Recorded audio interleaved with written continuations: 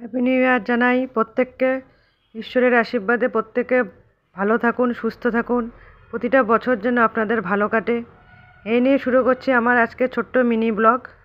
দেখুন, আমাদের এখানে কিন্তু 2-3 দিন ধরে কোনো সূর্য ওঠে না, রৌদ্র নেই, প্রচণ্ড ঠান্ডা। এই বিকালবেলা এখন একটু রৌদ্র দেখা যাচ্ছে, বছরের প্রথম সূর্যের আলো দেখা যাচ্ছে। তো মনে করলাম আজকে একটু তাহলে কোথাও থেকে ঘুরে আসি, একটু বাইরে আউটিংয়ে যাই। আমার হাজব্যান্ড খুব কম যেতে পারে, বিজনেস নিয়ে ব্যস্ত থাকেন, কিন্তু আজকে উনিও গেছেন। দেখুন, আমার এক জায়গাতে আজকে এসেছি, আমাদের এখানে একটা রেস্টুরেন্টে খাওয়া দাওয়া করতে। আমরা 4 জনই আজকে এসেছিলাম রেস্টুরেন্টে। মনে করলাম আজকে যাই, একটু ঘুরে আসি। আমাদের এখানে রেস্টুরেন্টটা খুব সুন্দরভাবে সাজিয়েছে। নিউ ইয়ার, বুঝতেই পারছেন, একটা বেশ প্রচুর লোকজনের ওখানে আগমন, বেশ জমজমাট পরিবেশ। আর এখানে দেখুন মিউজিক আর একটা সন্ধ্যার আয়োজন করা হয়েছিল, বেশ বাইরে থেকে সিঙ্গার এসেছিলো, গানও গাচ্ছিলেন সবাই। আর এখানে মিঠাইকে দেখো ফটো তুলছে। এখানে অনেক রকম জায়গা আছে ফটো তোলার। এখানে বেশ মিঠাই দাঁড়িয়ে দাঁড়িয়ে ছাতার সঙ্গে ফটো তুলছে।